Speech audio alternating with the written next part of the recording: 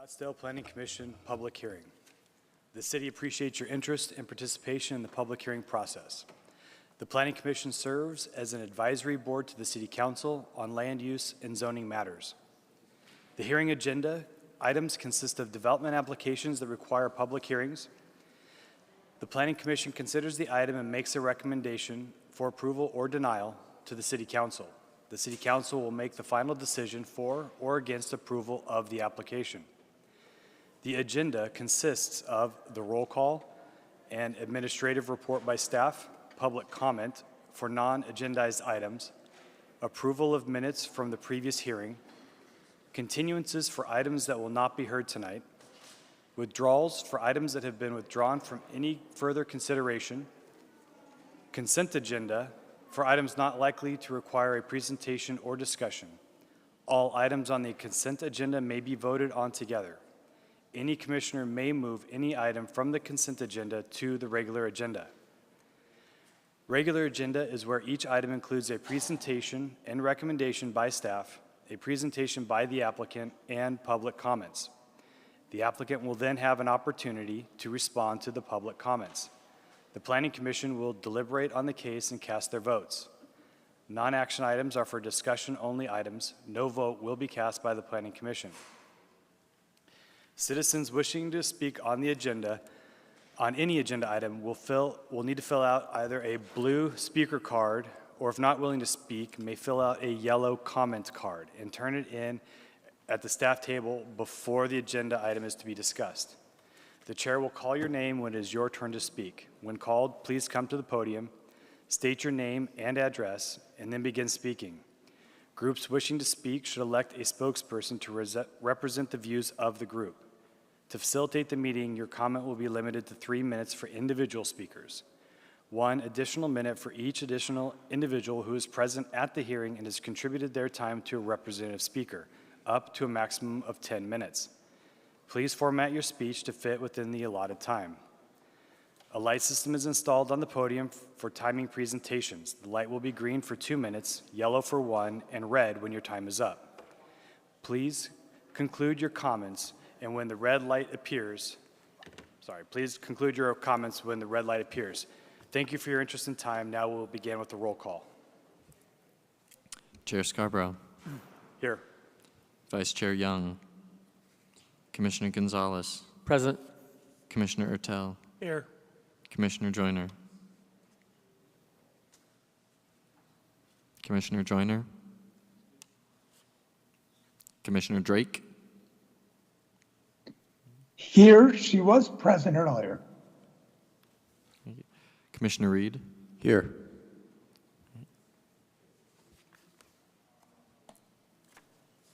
All here. Commissioner Joyner, roll call.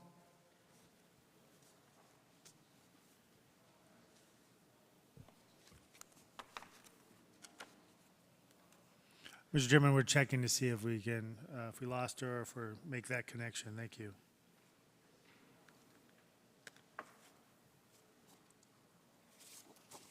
I'm sorry, I'm back on.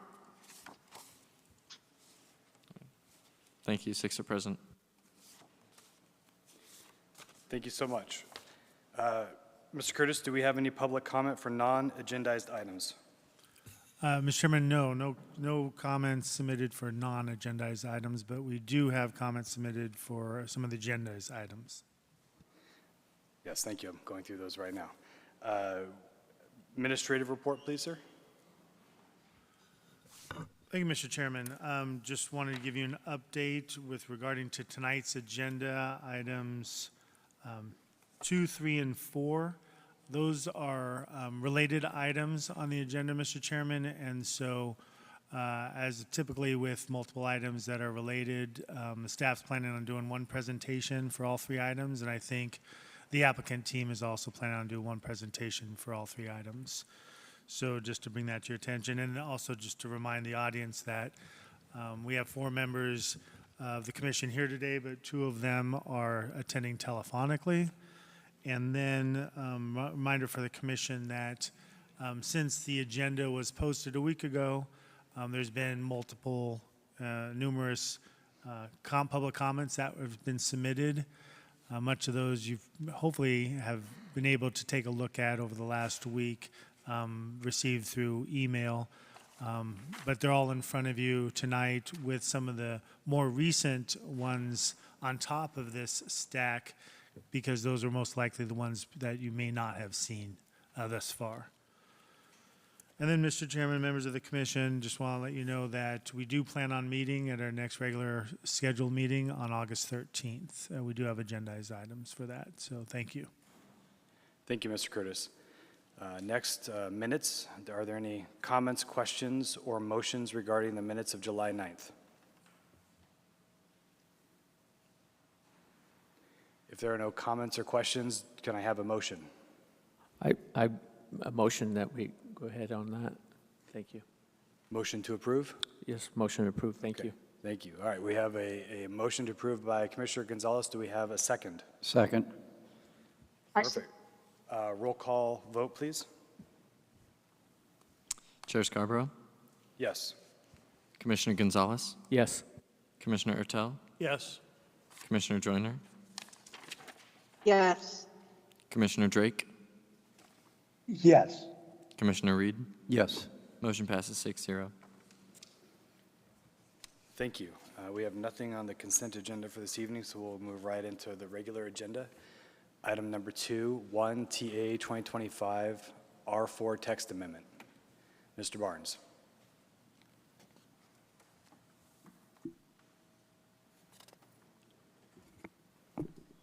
Good evening, Chair Scarborough, members of the Planning Commission. I'm Jeff Barnes with the city's Planning Department presenting 1 TA 2025 for you. So the action before you tonight is a recommendation to the City Council regarding an applicant submitted text amendment to the R4 zoning district to modify specific portions of the property development standards found within section 5.804 of the zoning ordinance.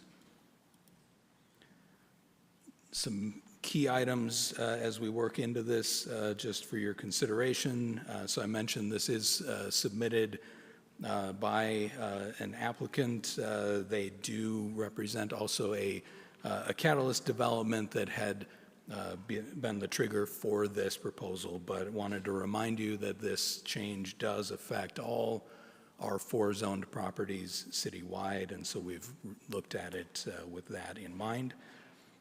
The proposed modification is intended to create conformance and consistency amongst the multiple family residential zoning districts in the zoning ordinance. Staff has found the proposal to be in conformance with the general plan, and there was some limited public comment received that was included in the attachments to the staff report.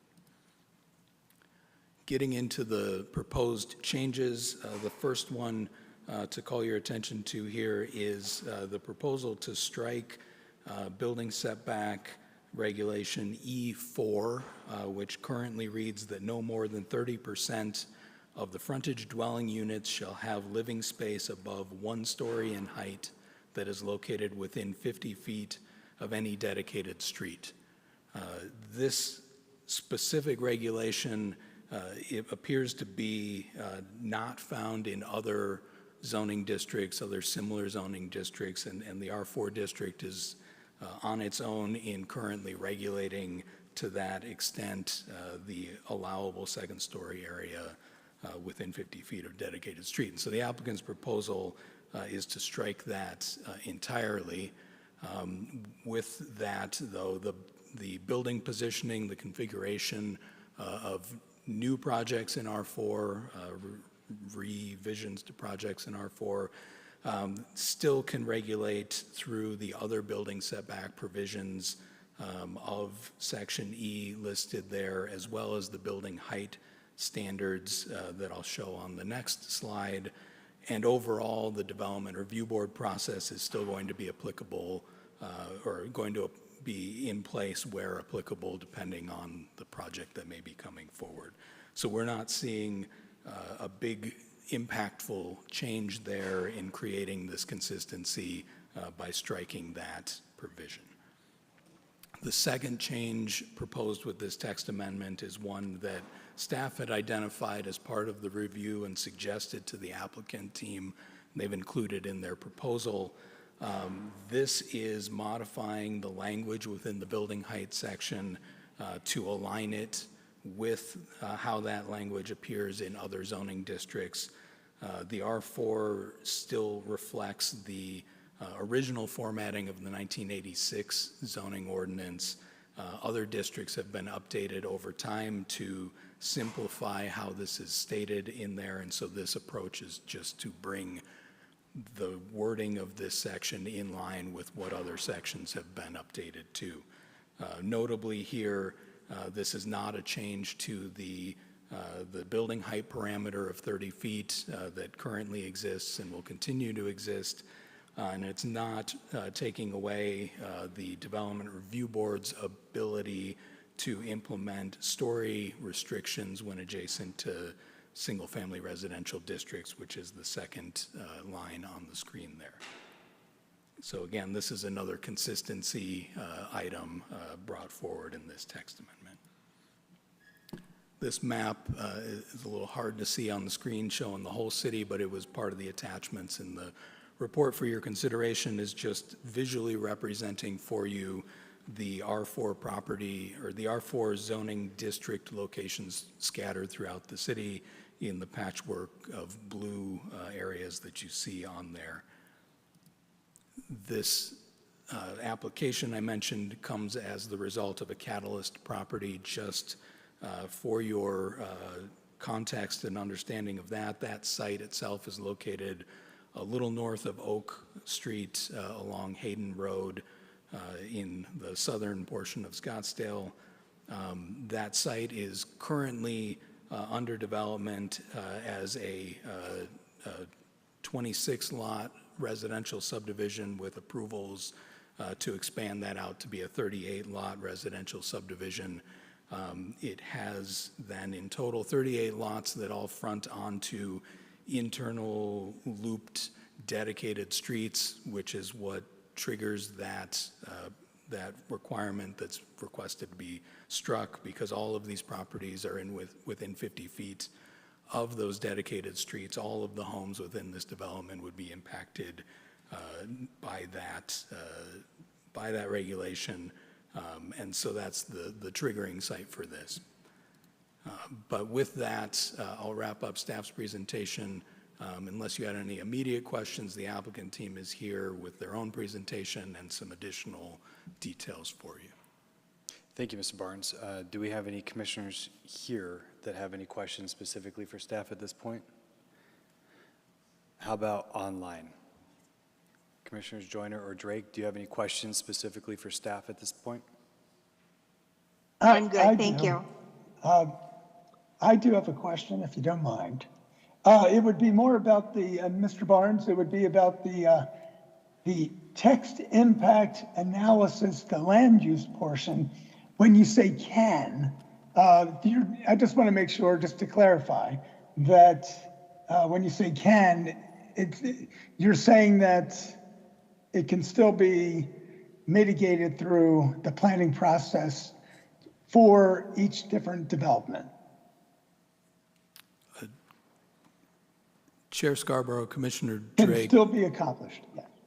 if I believe I heard that correctly, and I'm backing up to the slide that had talked about striking that E4 and the indication there, I'll reiterate that eliminating number 4 about the 30% restriction still leaves us with the rest of the setbacks and the development standards, the overall building height parameter, and the Development Review Board process in whole to dictate how site design and configuration are appropriate and applicable as new developments may come through.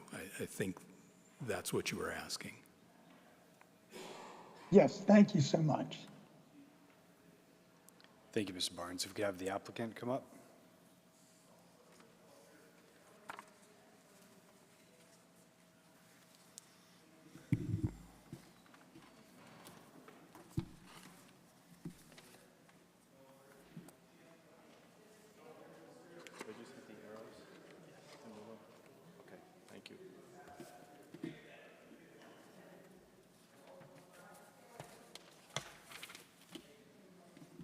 Chairman Scarborough, members of the commission, I'm Tom Galvin here on behalf of the... Oh, sorry. Yeah, name and address, and then they're perfect. Okay, how about that?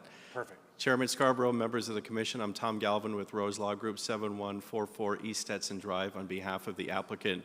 First of all, we want to express our sincere thanks and gratitude for staff for providing that very thorough presentation and also giving you an overview of what the city is grappling here with, but it's a very simple solution regarding R4, just bring it into alignment with R3 and R5. However, what I'm going to do is provide perspective for you in a real-world example of how this outdated and problematic text amendment text language is necessary for a text amendment.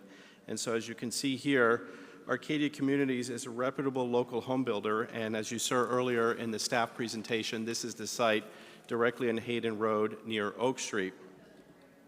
Now, this is the former Nazarene Church property, and as you can see, back in 2019, during the pre-app process, it was submitted for a new single-family residential community with two-story homes. However, once the process got going, and as you can see here, these are beautiful product here that would be in alignment with the local community and definitely in deference and respect to the surrounding communities, that in 2020, the zoning was approved. In 2022, the pre-plat was approved.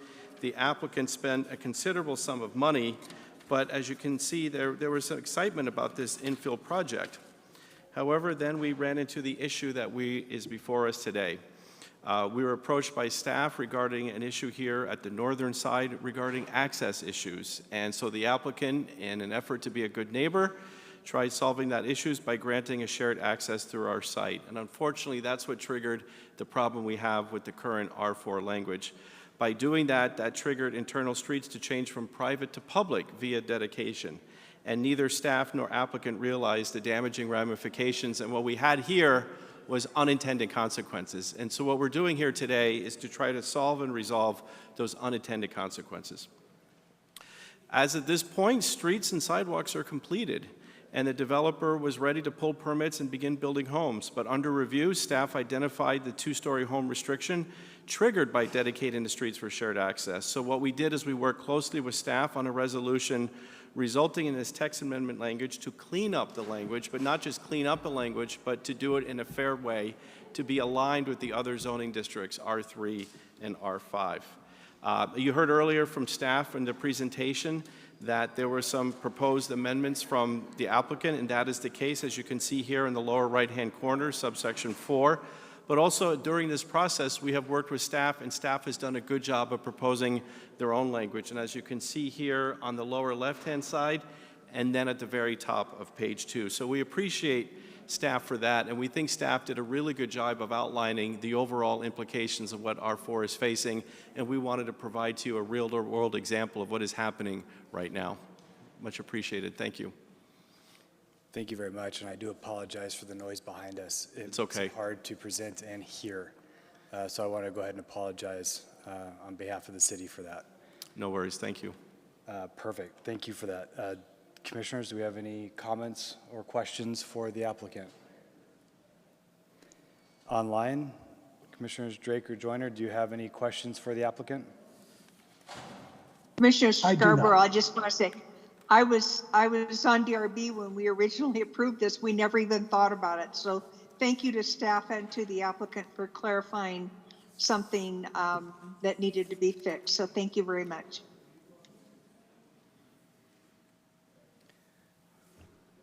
Perfect. No other comments from commissioners right now?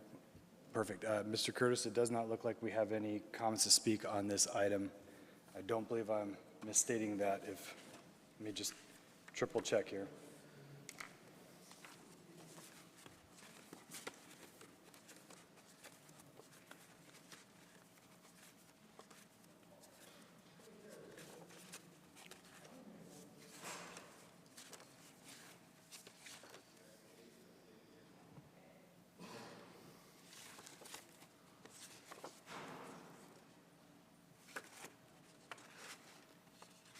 I do not see any requests to speak on this. If I have missed that and somebody's here to speak on behalf of this project, if you could please confirm.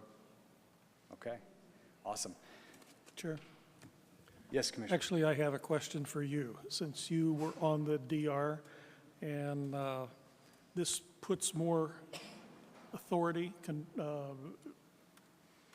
purview, puts more in the purview of the development review. Is there any reason for that E4 was in there, that, restricting to 30%, no more than 30% frontage? Was there any, sort of development review consideration for that? I mean, was that? I would tell you that in my time on the DR, I don't recall a case specifically having this challenge or this being an issue. So unfortunately, I apologize. I can't Well, give you no, a nothing to specific- apologize for, but can you imagine any reason for it to be there? Putting you on the spot, I understand, but you're the only DR person we have here, so. Former. No, I think this is potentially just a cleanup issue where it's just Yeah, getting old code to be updated to be a little bit more up-to-date Yeah. and consistent with the rest of the code. Okay, well, I thought that way too, but I didn't know because, Yeah. I'm not a design person. I do like the changes, at least getting rid of the part of C1, because getting philosophical, it's more of a rule of law as opposed to a rule by individuals. The getting the change to C2, I think that's good, assuming that the DR would restrict itself to aesthetic purposes and not political purposes, which I think is the intent here. And getting rid of E4 makes perfect sense to me. Perfect. Go ahead, Commissioner Gonzalez. Thank you, Mr. Chairman. I appreciate the frankness of this. A lot of people don't understand what these text amendments happen to do with subjects. The issue usually is sometimes it's too broad of stroke that encompasses the total city, and then sometimes it's narrowed down to a precise location to clean up something that might have been done 5, 10 years, 20, 40, 50 years ago. So what happens is this is just kind of like putting back conformance into the general plan. And since I believe, Mr. Barnes, the staff looked at this as far as how it impacted the general plan, and you felt that it was in conformance to the overall message? Chair Scarborough, Commissioner Gonzalez, that's correct. Real good. Then normally, I'm not a big advocate of text amendments, but because this is so focused and it doesn't really impact a lot of other properties as much, then I'm for this. Thank you. Thank you, Commissioner Gonzalez. If there are no more questions or comments by the commission, I would entertain a motion. I'll make a motion. My motion is to recommend approval to the City Council for Case 1 TA 2025 after finding that the proposed text amendment is consistent and conforms with the adopted general plan. Second? Perfect. We have a motion and a second. Roll call vote, please. Chair Scarborough, Yes. Commissioner Gonzalez, Yes. Commissioner Ertel, Yes. Commissioner Joyner, Yes. Commissioner Drake, Yes. Commissioner Reed. Yes. Motion passes 6-0. Thank you all. Thank you. Ms. Curtis, I believe we're going to be listening to items 3 and 5 all as one presentation, so I'll go ahead and ask Ms. Tessier to come up and give staff's presentation for these 3 items. Thank you, Chair Scarborough and Commissioners. Mayor Tessier, Senior Planner with the current Planning Department. Case before you tonight is the Collector's Garages at Westworld. That's 4GP 2024, 5ZN 2024, and lastly 8AB 2024. This item is on the regular agenda tonight as staff has received public comments both in opposition and support.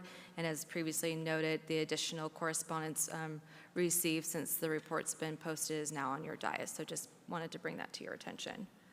So the subject site's located at the intersection of East McDowell Mountain Ranch Road and Thompson Peak Parkway.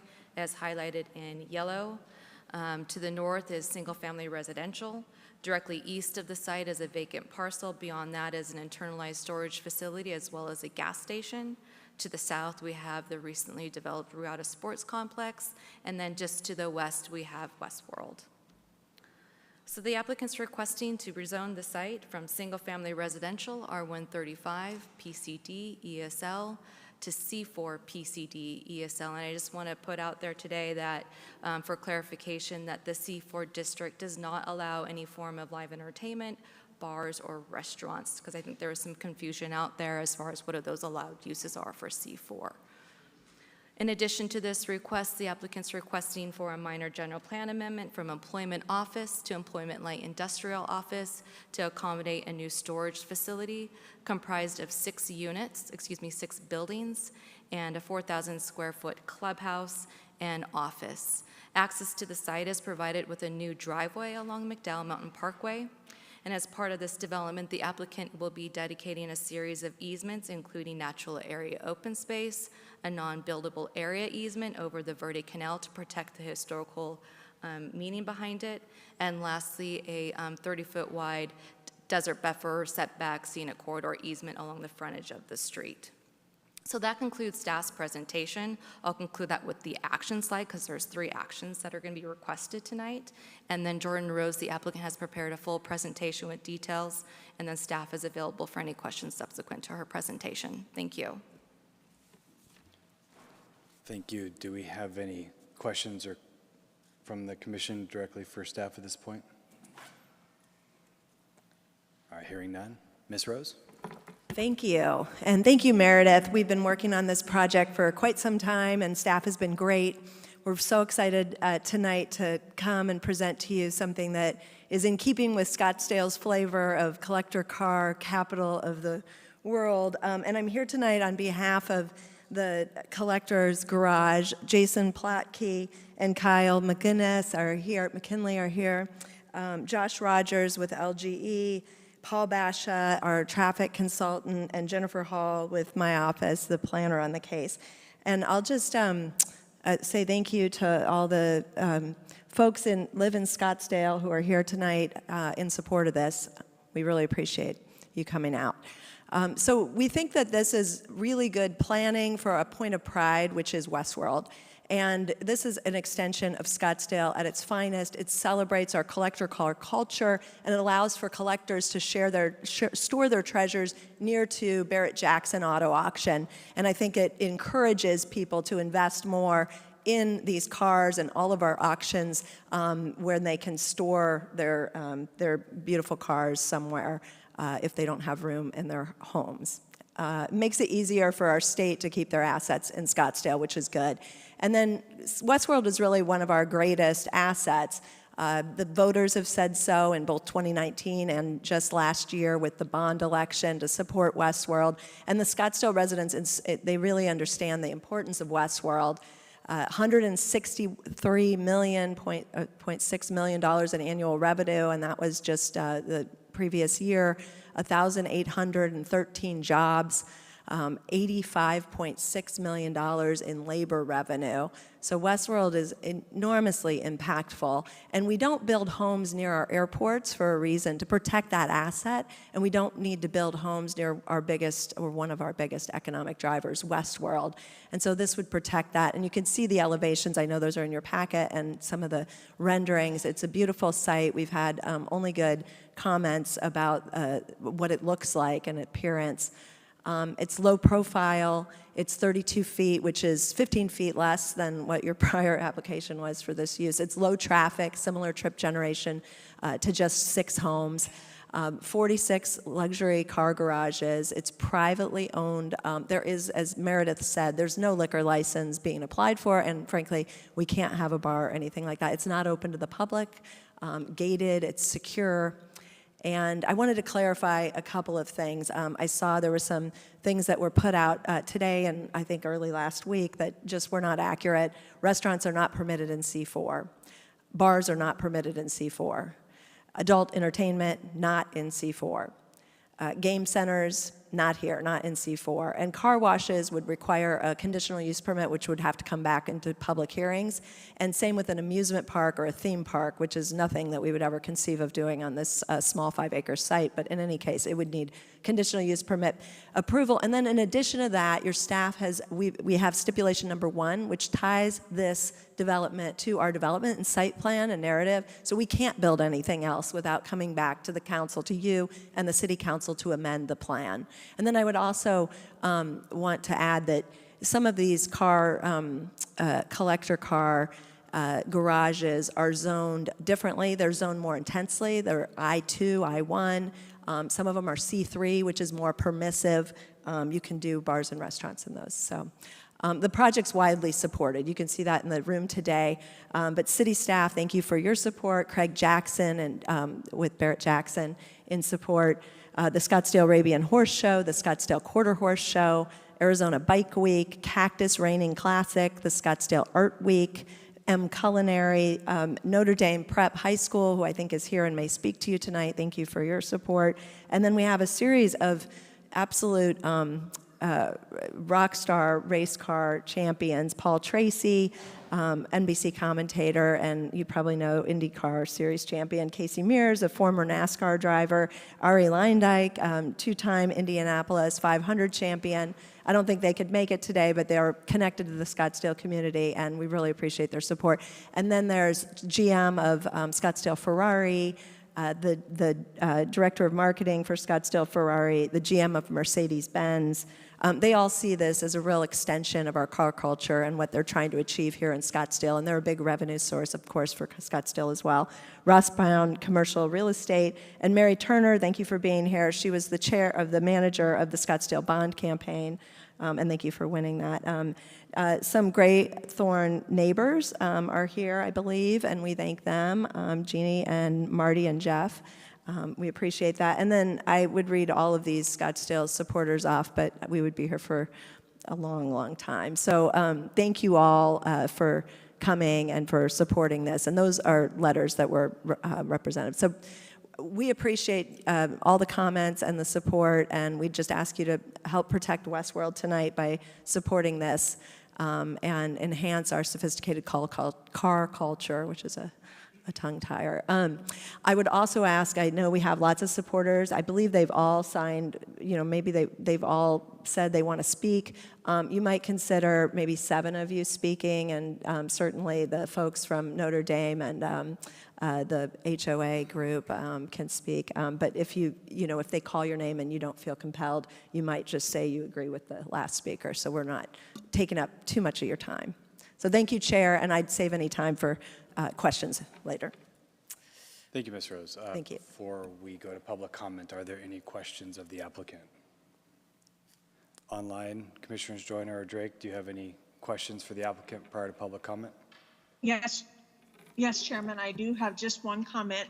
Could I ask the applicant to just clarify the NAOS issue, because the application, I understand it, but just for the public, the application shows a decrease in allowable NAOS and how you are really enhancing that benefit.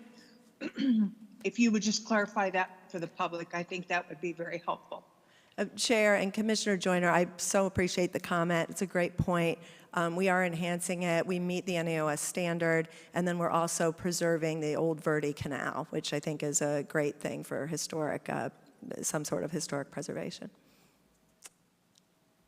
Thank you. Go ahead, Commissioner Tell. Thank you, Chair. You mentioned that this project presents a low profile.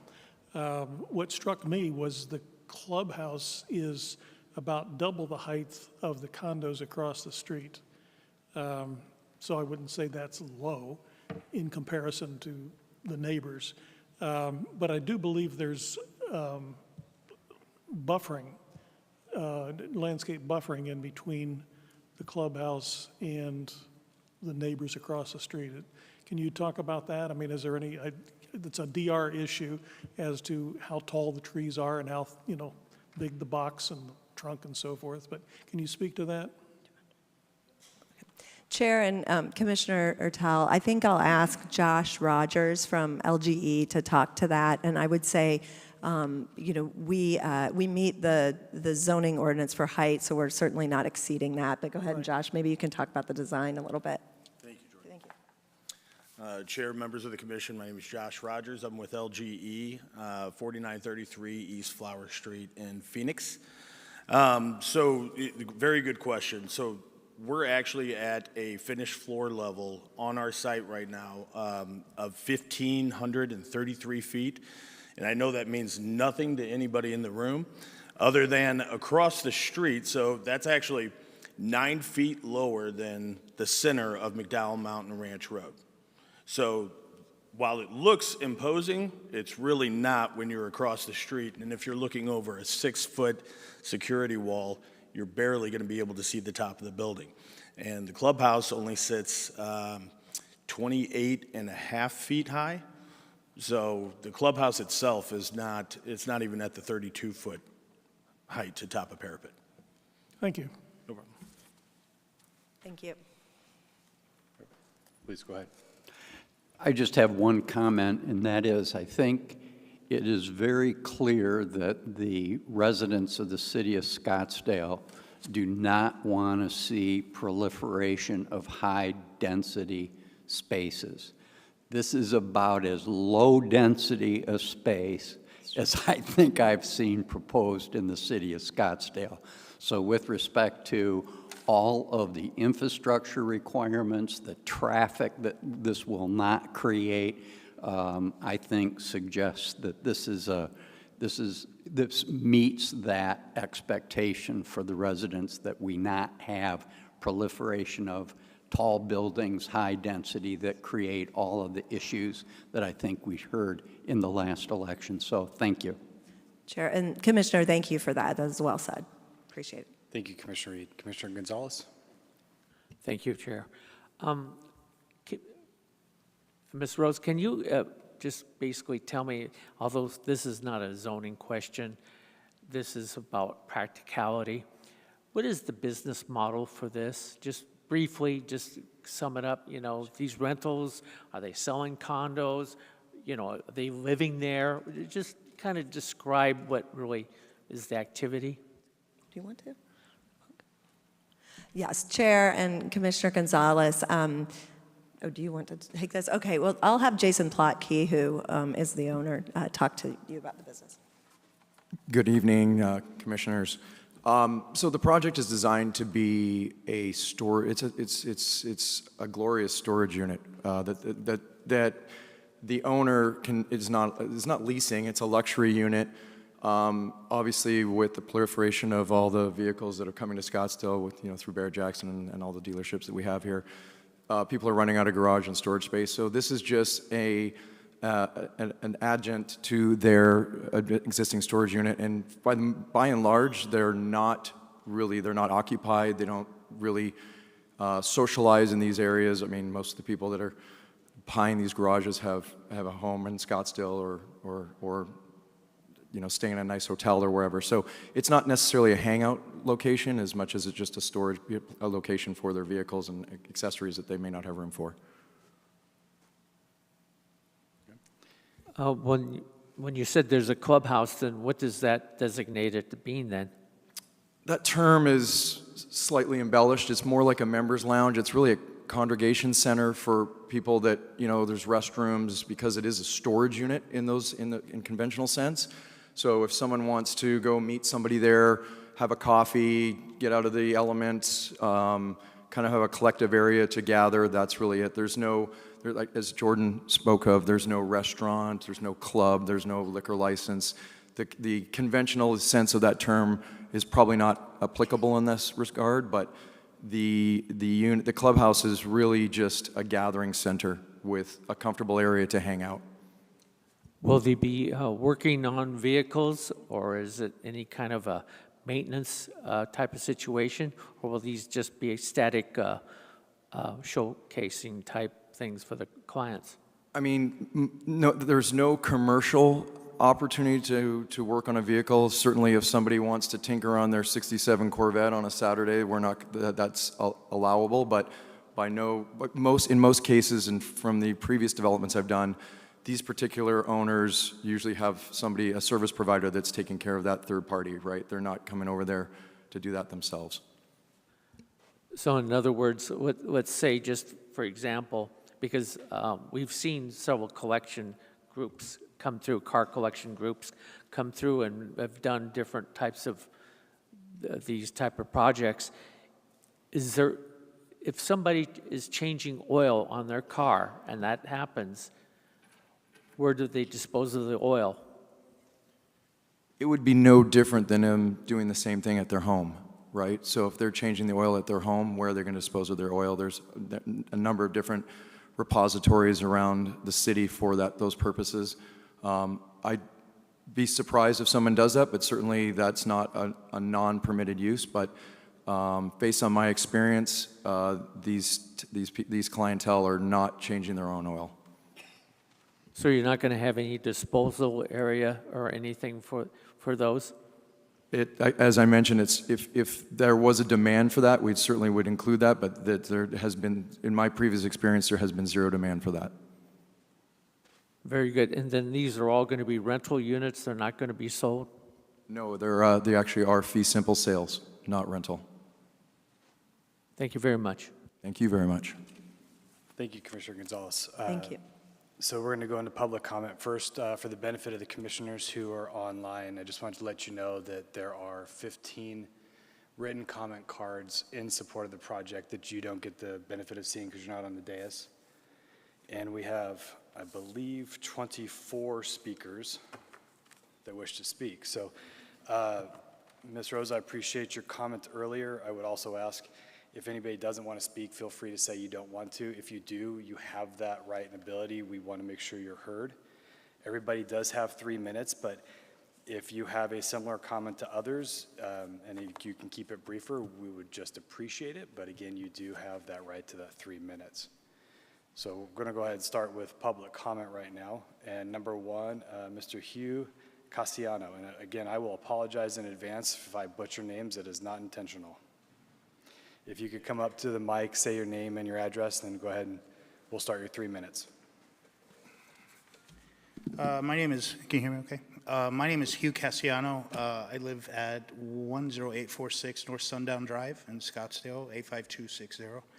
I own 3 commercial properties on Frank Lloyd Wright in the general vicinity of this area, Frank Lloyd Wright in the 101.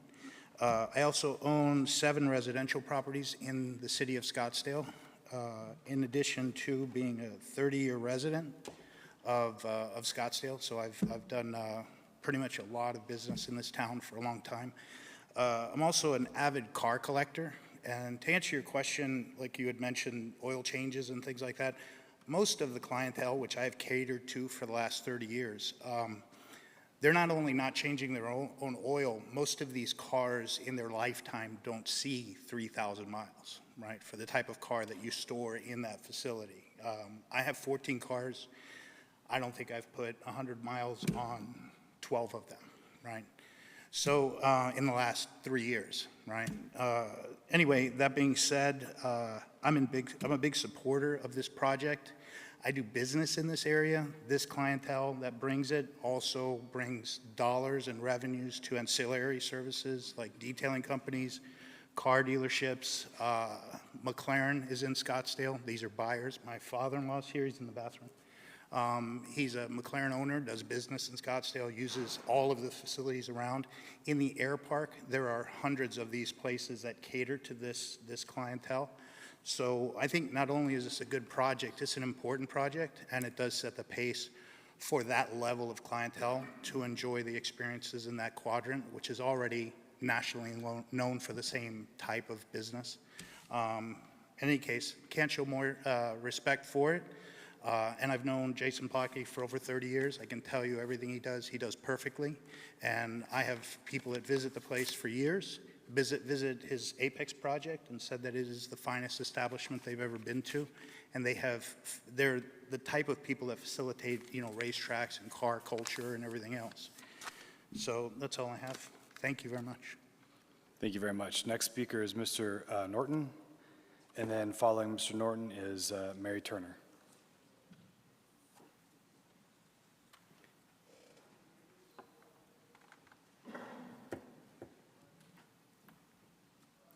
I appreciate the opportunity to speak, Chairman Scarborough, Commissioners.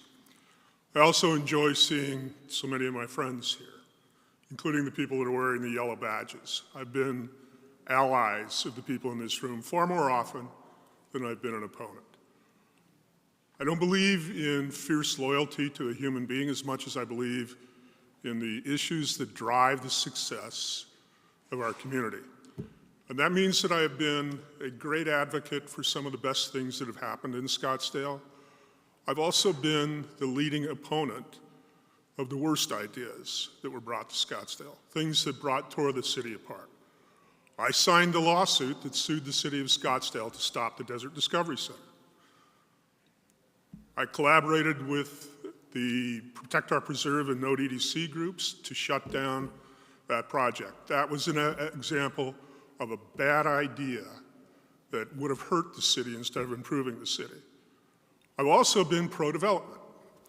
Unlike many of the people in this room, I support the Axon project. I think that's a much better idea than putting industrial development near residential property.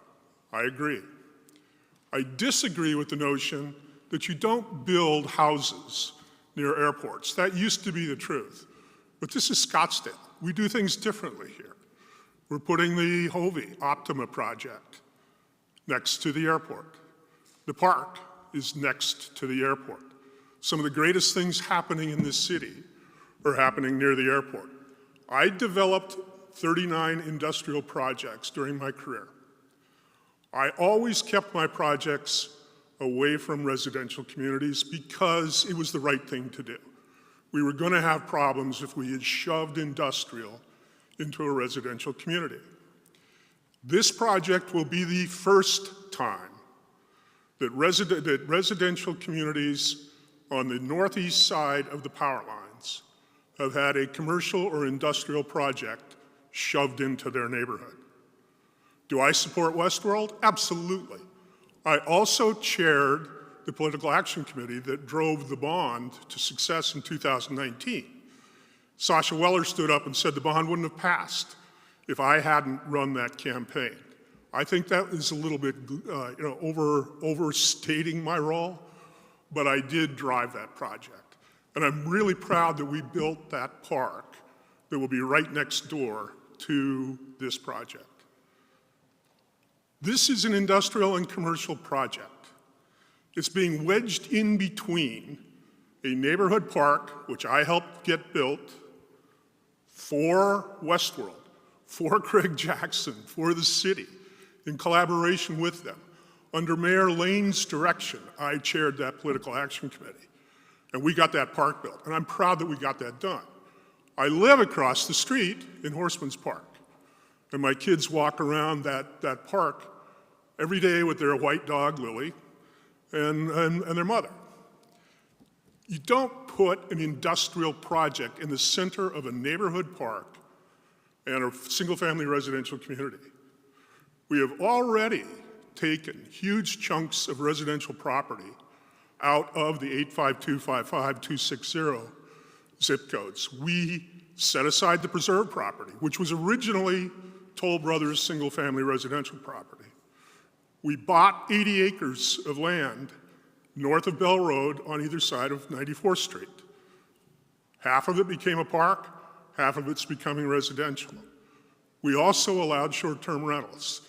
The number of homes with families with children in 85255 and 85260 has dropped by over 50% in the 30 years that I've lived in those two zip codes. Our schools are going without kids. The neighborhoods are emptying out, and you want to put an industrial project right on top of what should be residential, Mr. Morton, and right in the middle of a neighborhood wrap up community. your comments. Go ahead and finish up your comments, sir. I greatly oppose the project. I don't think this matter is going to be resolved here. I think it's going to end up at the city council level, and we are organizing to stop it at city council. Thank you. Thank you, sir. Next speaker is Mary Turner. Following Ms. Turner would be Chad Baker.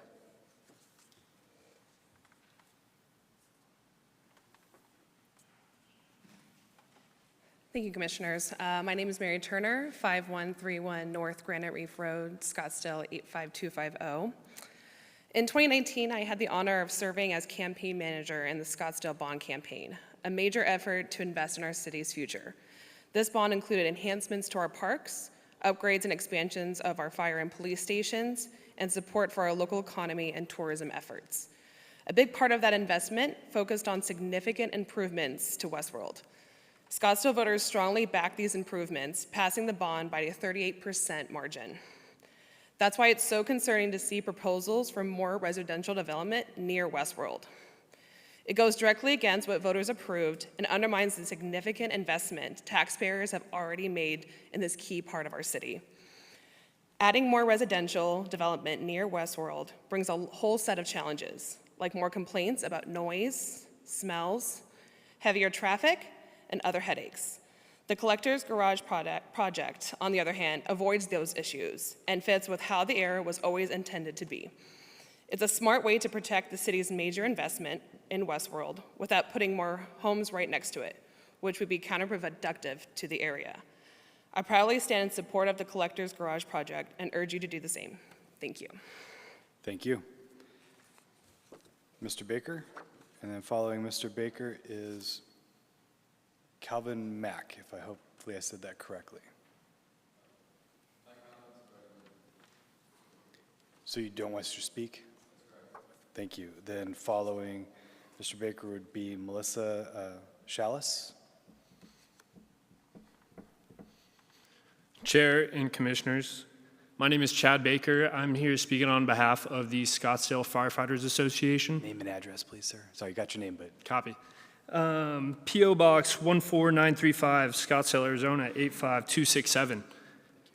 As you know, city tax revenue is the largest source of funding for local government, including for our parks, public safety, and many other quality of life issues.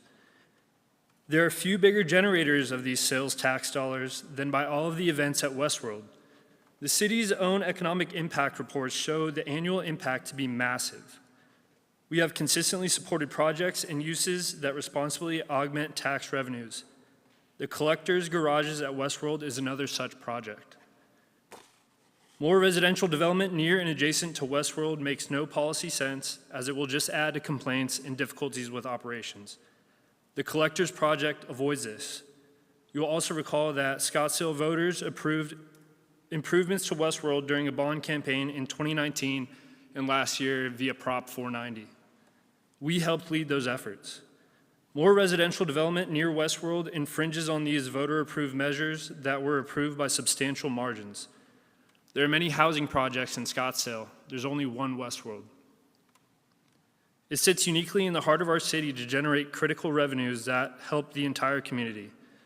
We stand with all the major users at Westworld in support of the application and hope you will too. Thank you for your time. Thank you very much.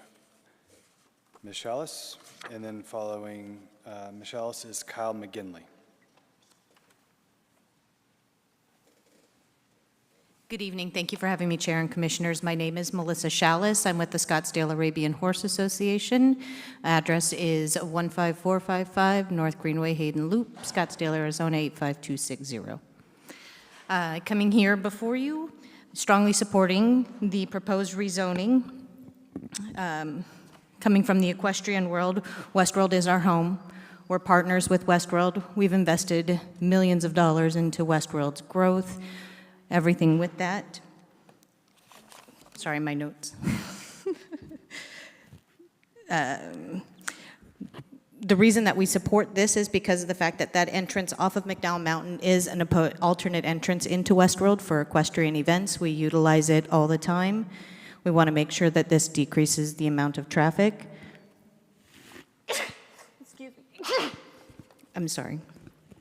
The more residential there is near Westworld, the more complaints there are about the noise, the traffic, and in the case of the equestrian events, the odor. And we have evidence of this with the property on the north side of Westworld. But I just wanted to say I strongly support the proposed rezoning. Thank you, ma'am. Mr. McGinley, and then following Mr. McGinley is Brandon Ziegler. I second what everyone else has said here tonight. I don't need to speak. Okay. Mr. Ziegler? I second as well. I second support. All right. And then Kent Kermilli, hopefully I said that all right.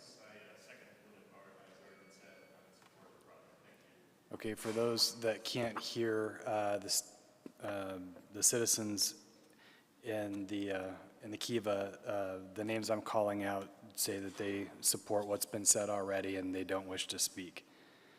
All right, so it looks like, do we have a second, Rick McGinley?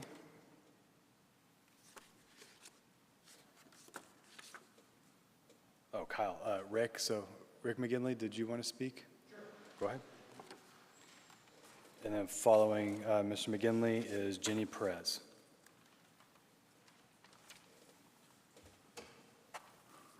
Commissioner Scarborough, members in attendance on the commission and those online. My name is Rick McGinley, 7440 East Pinnacle Peak Road, Scottsdale, Arizona, 85255. I came to Scottsdale in 1968 at the age of 10 years old. Scottsdale Road ended at Shea Boulevard. There was no Osborne Road across the Indian Bend Wash. I attended Scottsdale High School, right across the street here. 1976 graduate. It is no longer there. Why? Development took over. Pro-development, which Scottsdale has been. Scottsdale went from just a little most western town to an extravagant, enriched area north and east. Stretches all the way out to Dynamite Boulevard, almost out to Carefree. So I've seen this city grow, and it has been glorious. It's very pro-development. I was a student at Scottsdale High School with Mayor Jenkins. Had the opportunity to meet and work with Mayor Drinkwater during his terms, and they were very pro-development. This development is not industrial, as was stated earlier by an opponent of this project. It is a high-class, first-class, world-class development that will only enhance that area out there. As mentioned by Commissioner Gonzalez up there, or I'm sorry, it was Commissioner Ortel, very low traffic. It will not be a unsightly development in this neighborhood. These units are going to sell probably north of $1 million each. That's 46 units.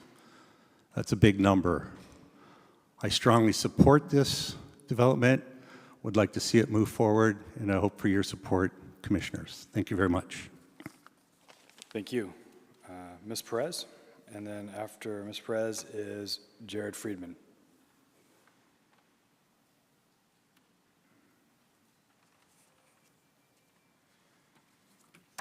Good evening, Chair, Commissioners. My name is Jenny Perez. I live at 9850 East McDowell Mountain Ranch Road, which is directly across from where this community or this proposed development will be coming in. Although others who live right behind us may oppose this, this affects us more than anybody. Thank you for allowing us to give you our thoughts. I can't speak for the rest of our community, but I can tell you that myself and one other person have provided our thoughts. They have also offered to come and talk to our community during our next board meeting, which we will be taking advantage of. It does directly impact us greatly, but not necessarily in a negative way. I am excited to see it come in. I've seen us be proposed for elderly care, the toy box, which I'm not a fan of. They are far less superior to what I think is going to be coming in based on what I've seen from the plans from this team. I have high concerns over the traffic, which I have voiced to them, and I feel secure in knowing that the amount of traffic that we see today, largely because of the access to the park right across the street from us with no protection for our community today, is not something that they're going to be contributing to in any way. Their entrance is directly across from our entrance, and our only request to them will be to make sure that our coming and going doesn't impact with their coming and going. Other than that, I have nothing but complete support for the team and their proposed project, and I really hope that everybody moves forward with this so that we can get something in there that will look nice and bring about some better aesthetics for the community. Thank you. Thank you. Mr. Friedman, and then Mr. Nick Duckworth after Mr. Friedman. Perfect. Thank you, Mr. Friedman. Your comments are in support, and you wish not to speak. Mr. Duckworth? And then following Mr. Duckworth, Mr. Jar. Commissioners, thank you for having me this evening. My name is Nick Duckworth. I am speaking on behalf of Notre Dame Prep. I am an alumni. Our address is 9701 East Bell Road. The leadership of our Notre Dame preparatory community was recently made aware of a potential new construction project adjacent to Westworld and our NDP campus. In fact, one of our partners of the firm, Ross Brown Partners, spearheading this effort is a 2014 graduate of Notre Dame.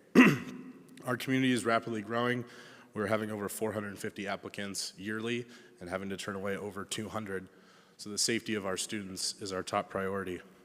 We have taken time to learn much about their endeavor and fully support this project and its impact on this neighborhood, and specifically NDP. Like all schools, the safety of our students and their families is our most important concern. One of the primary drivers of how safe we keep our community is traffic flow and the purposes of new ventures surrounding us. Any increase in congestion in the early morning or afternoon at our start and release times causes great concern. The concept presented to us for storage, specifically luxury cars, is exponentially safer than other businesses, parking lots, or potentially more multifamily housing. In addition, we would be thrilled to be in proximity with owners of this space that would get to be exposed to Notre Dame Prep. We believe the economic impact of this plan will benefit not only Westworld, but this neighborhood and Scottsdale as a whole. We strongly feel this project is consistent with the growth plan of Scottsdale's future. Thank you for your attention to this matter. We are grateful for our wonderful relationship with the city and will happily answer any questions you may have. Thank you. Thank you. Mr. Jar, and then Mr. Graff after Mr. Jar. Thank you. Mr. Jar is in support but wishes not to speak now. Mr. Graff?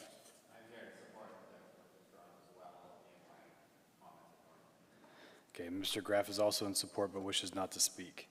Mr. Collins?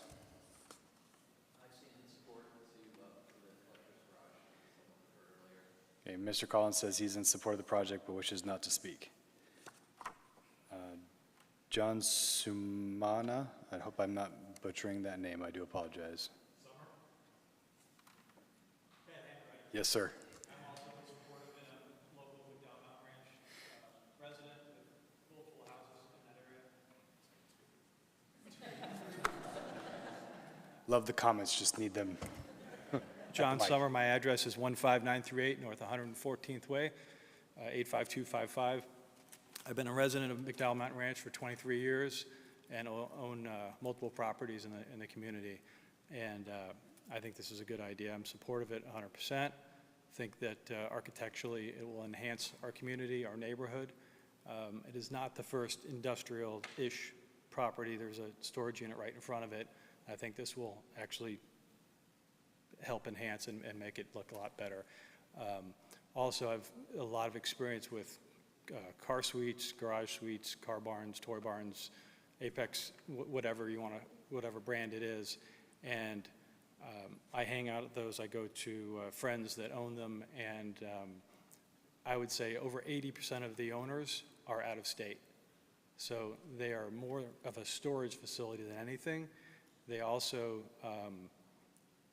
they kind of deck these things out. So I do believe there's a huge economic benefit for the trades as well as the entire area in general. So I think it's beneficial.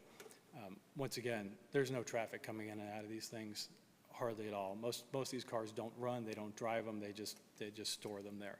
So I just wanted to clarify that. And once again, I'm a local resident, I'm right around the corner, and I'm hugely in support of this. Thank you, Mr. Stower. Mr. Schumacher? Michael Schumacher? Okay, Mr. Schumacher is in support of the project but wishes not to speak. Peta? Okay, Peta Schumacher also doesn't wish to speak but is in support of the project. Nico Saviotti?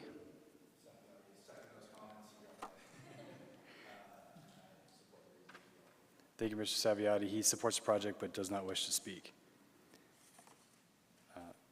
Josh McGinley. All right. Mr. McGinley does not wish to speak but is in support of the project. Trenton Gibson. Okay. Trenton Gibson supports the project but will not speak. Maximilian DeMello. Mr. DeMello does not wish to speak but is in support of the project. And our last speaking card, Mr. Blakeman. I'll join all the other comments in favor. All right, Mr. Blakeman does not wish to speak but is in support of the project. So we've gone through all of our public comments. I'd like to just make a statement and just say thank you very much, whether you're in support or in opposition of this project. Thank you for making your thoughts known.